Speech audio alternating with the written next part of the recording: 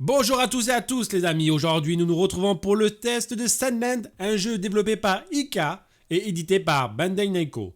Ce jeu a une note particulière car il a été créé par Akira Toriyama, papa de Dragon Ball Z, décédé il y a malheureusement pas très longtemps. Et vous allez voir, ce jeu est une ode, une apogée du travail de ce grand monsieur qui aura marqué toute une génération. Allez, sans plus attendre, je vous en parle.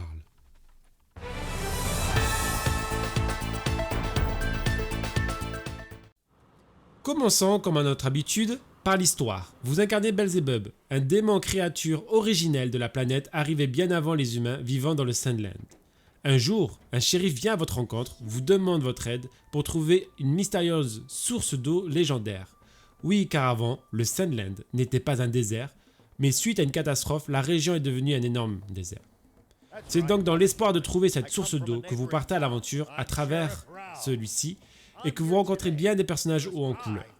Si le scénario au départ semble très succinct et peu d'intérêt, sans trop vous spoiler, ce n'est qu'un commencement. Et préparez-vous à plusieurs plot twists qui vous amèneront à visiter bien des endroits, grottes, ruines, cuirasses et biomes. Oui, vous avez bien compris, biomes.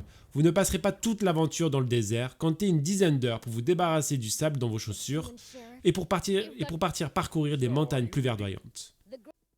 Très tôt dans le jeu, vous vous rendrez dans une ville appelée Spino, qui constitue en fait un peu un hub central dans le désert, mais aussi les principales quêtes annexes du jeu. Votre but sera de trouver à travers principalement le désert des personnes qui auront besoin d'aide et d'effectuer leurs quêtes afin que celles-ci viennent s'installer dans Spino pour ouvrir de multiples magasins, des marchands, fabricants de meubles ou bien encore des forgerons pour crafter les matériaux pour améliorer vos véhicules. Il y aura de tout dans Spino, croyez-moi. Pour les véhicules, je vous en parlerai un peu plus tard dans la rubrique gameplay car ils font partie intégrante de celui-ci. En termes de durée de vie, comptez entre 25 et 35 heures pour venir à bout de l'aventure et même en difficulté maximum, le jeu n'est pas vraiment dur. C'est assez ingénieux comment l'histoire évolue et c'est au moment où vous pensez que le jeu se finit qu'en fait celui-ci commence. Comme si en fait les 10 premières heures étaient juste un énorme tutoriel. La structure du jeu est un semi-open world, de grandes zones séparées un peu à la Final Fantasy VII Rebirth. Mais croyez-moi, le dépaysement est total entre une zone et l'autre. Il y a bien sûr quelques activités annexes, comme des combats d'arène, des courses véhicules, des chasses, ou bien encore, comme beaucoup de jeux modernes, des tours radio qu'il faudra réparer pour lever le brouillard sur la carte du monde, qui est quand même assez conséquente. Qu'on se le dise tout de suite, le jeu ne réinvente rien, et je pense que ce n'est pas sa prétention. Il va piocher dans un peu ce qui se fait à droite à gauche pour donner un ensemble qui, pour moi, est cohérent, même si j'aurais voulu, par exemple, une mécanique beaucoup plus poussée sur la gestion de l'eau dans le désert due à la chaleur et aux contraintes environnementales. Ici, celle-ci ne sert qu'à restaurer la santé du personnage. Pour finir, dans la catégorie histoire. Même s'il est question de complot politique, de guerre, celle-ci a un côté assez décalé et l'écriture est vraiment très bien faite. Les scènes d'humour sont régulières et elles viennent apporter tantôt de la légèreté et tantôt de bonnes blagues bof à la manière d'un tortue génial de Dragon Ball Z. Ce jeu est plein de clins d'œil à Dragon Ball Z, jusqu'à même y introduire un boss au trait d'un ennemi de Dragon Ball Z. Et si vous êtes fan, foncez, ce jeu est fait pour vous. Et si vous n'êtes pas familier avec cet univers, ce jeu vous donnera l'envie d'en découvrir plus sur l'œuvre de Akira Toriyama. Et quand on parle de ses œuvres, on parle aussi de son style graphique typique, très particulier. Et je vous en parle maintenant dans la rubrique graphisme.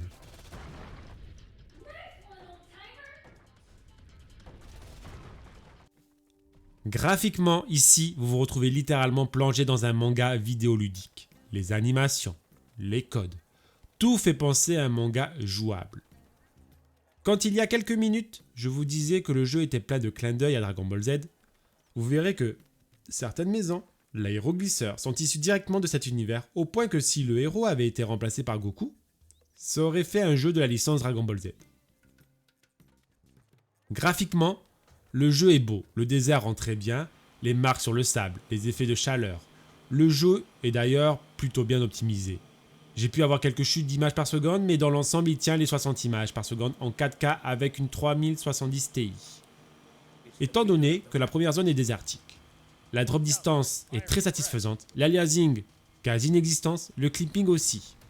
Toutefois, une fois arrivé dans le second biome, la technique est un peu en deçà. Cela est dû principalement à l'ajout de la végétation.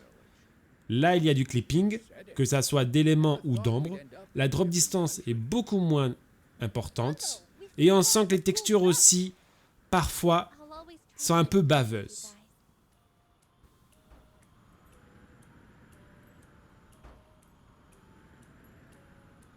On est malheureusement très vite rattrapé par le fait que dans le désert, c'est un désert, donc pas grand chose à part des cailloux, donc moins de choses à afficher, donc rendu plus correct. Mais je tiens à vous rassurer, rien de grave, ça reste très convenable, mais il faut aussi être honnête que la différence se voit. Une deuxième chose, dommage aussi, vous croiserez sur votre chemin des marchands qui marcheront dans le désert, et si par exemple, on pourrait penser que le même marchand, on le croiserait plus loin, non, dès que vous vous téléportez avec le voyage rapide, le marchand retournera à son point initial de marche. Et pareil, ne soyez pas choqués de croiser le même modèle de PNJ. Tous les PNJ n'ont pas une tête unique. Vous croiserez malheureusement le même asset du même personnage à travers le monde. Et enfin, parlons un peu des cinématiques qui sont à mon sens un des gros points forts du jeu. On retrouve vraiment la patte d'Akira Toriyama. Et elles sont d'une grande qualité, que ce soit dans les graphismes que dans l'écriture, on n'en rate pas une miette. Mais maintenant, vous allez me dire, tout ceci est bien beau, mais qu'est-ce que ça donne en termes de gameplay, les véhicules? Il est temps maintenant d'aborder ce point dans la dernière rubrique de ce test, gameplay, c'est parti.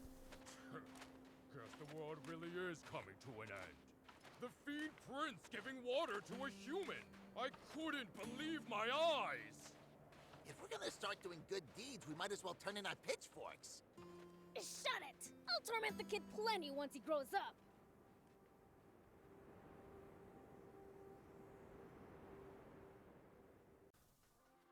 En termes de gameplay, j'ai trouvé ce jeu assez frais.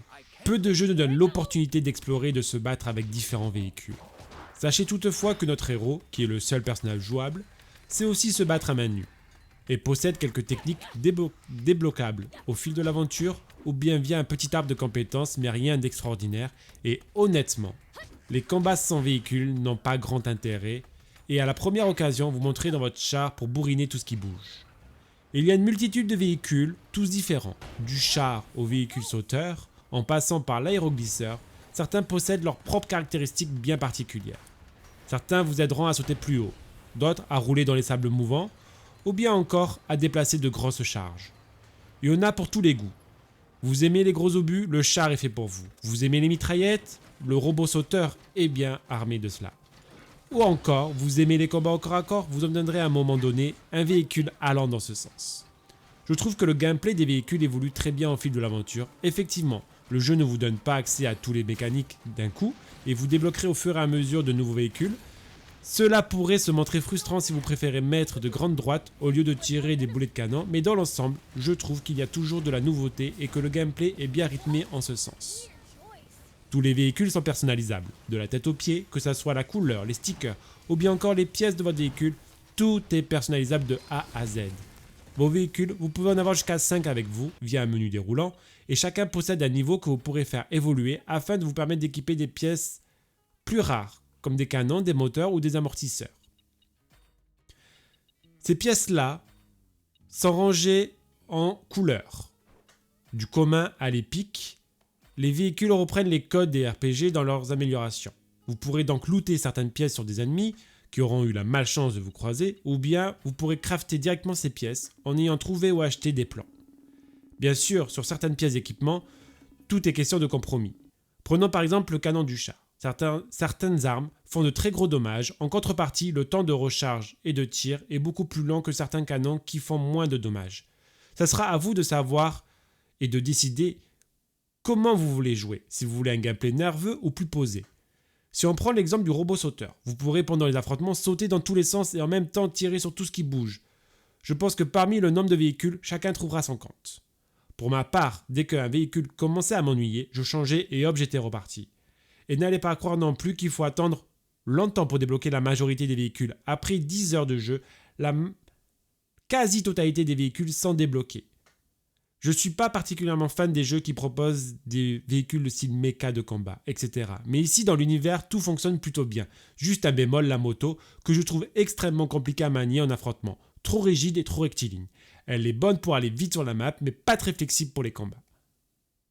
Un autre bémol aussi, qui est agaçant au fil du temps, c'est que dès que vous descendez de votre véhicule, si vous vous éloignez un peu trop loin, celui-ci dépop, et vous devrez le réinvoquer par la suite, et à la longue, c'est fatigant. Bien sûr, le fait d'invoquer un véhicule est expliqué dans le scénario, il n'y a pas de non-sens de pouvoir changer de véhicule en cours de route, à la volée, etc. L'histoire vous clarifie les choses. En tout cas, ici, on est aussi en présence d'une grande force du titre, pouvoir avoir un véhicule customisable avec chacun son gameplay propre qui s'adapte à chacun d'entre nous. Moi j'ai vraiment aimé parcourir des centaines de kilomètres et tirer sur tout ce qui bougeait avec des roquettes, des mitraillettes ou bien encore des grands coups de poing. Pour finir, vous êtes accompagné d'alliés non jouables, mais qui possèdent des compétences dans un arbre que vous pouvez débloquer, soit passives, soit actives, que vous pouvez activer lors de combats pour les actives et passives qui par exemple vont vous permettre de monter le taux de drop des pièces que vous pouvez dropper sur l'ennemi. En tout cas, vous l'aurez compris, le gameplay est vraiment cool et c'est sur ces mots que nous nous dirigeons maintenant vers la fin de ce test et sur la conclusion.